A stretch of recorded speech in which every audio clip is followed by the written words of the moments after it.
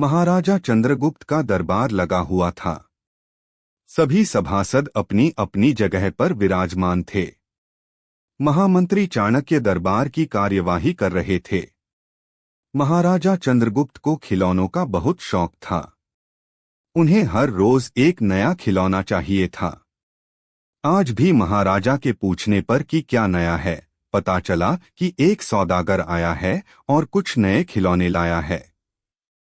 सौदागर का ये दावा है कि महाराज या किसी ने भी आज तक ऐसे खिलौने न कभी देखे हैं और न कभी देखेंगे। सुनकर महाराज ने सौदागर को बुलाने की आज्ञा दी। सौदागर आया और प्रणाम करने के बाद अपनी पिटारी में से 3 पुतले निकालकर महाराज के सामने रख दिए और कहा कि अन्नदाता, ये तीनों पुतले अपने आप में बहुत विशेष हैं। देखने में भले एक जैसे लगते हैं मगर वास्तव में बहुत निराले हैं। पहले पुतले का मूल्य 1,00,000 मोहरे हैं, दूसरे का मूल्य 1,000 मोहरे हैं और तीसरे पुतले का मूल्य केवल 1 मोहर है। सम्राट ने तीनों पुतलों को बड़े ध्यान से देखा। देखने में कोई अंतर नहीं लगा, फिर मूल्य में इतना अंतर क्यों?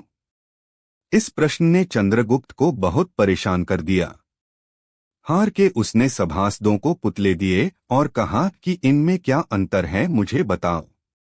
सभासदों ने तीनों पुतलों को घुमा फिराकर सब तरफ से देखा मगर किसी को भी इस गुत्थी को सुलझाने का जवाब नहीं मिला। चंद्रगुप्त ने जब देखा कि सभी चुप हैं तो उसने वही प्रश्न अपने गुरु और महामंत्री चाणक्य से पूछा।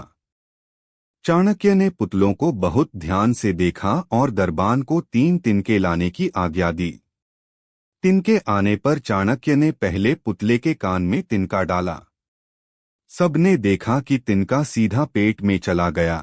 थोड़ी देर बाद पुतले के होंठ हिले और फिर बंद हो गए। अब चाणक्य ने अगला तिनका दूसरे पुतले के कान में डाला। इस बार सबने देखा कि तिनका दूसरे कान से बाहर आ गया और पुतला ज्यों का त्यों रहा। ये देखकर सभी की उत्सुकता बढ़ती जा रही थी कि आगे क्या होगा। अब चाणक्य ने तिनका तीसरे पुतले के कान में डाला।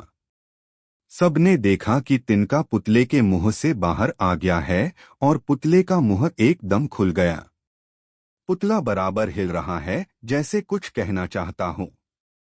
चंद्रगुप्त के पूछने पर कि ये सब क्या है और इन पुतलों का मूल्य अलग अलग क्यों है, चाणक्य ने उत्तर दिया। राजन, चरित्रवान सदा सुनी सुनाई बातों को अपने तक ही रखते हैं और उनकी पुष्टि करने के बाद ही अपना मुंह खोलते हैं।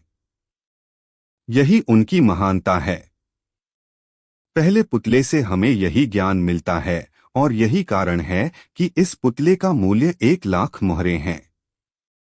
कुछ लोग सदा अपने में ही मग्न रहते हैं, हर बात को अनसुना कर देते हैं।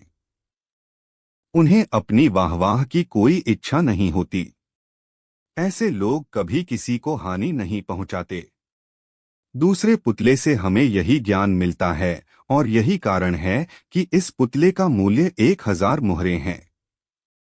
कुछ लोग कान के कच्चे और पेट के हल्के होते हैं। कोई भी बात सुनी नहीं कि सारी दुनिया में शोर मचा दिया। इन्हें झूठ सच का कोई ज्ञान नहीं, बस मुंह खोलने से मतलब है। यही कारण है कि इस पुतले का मूल्य केवल 1 मोहर है।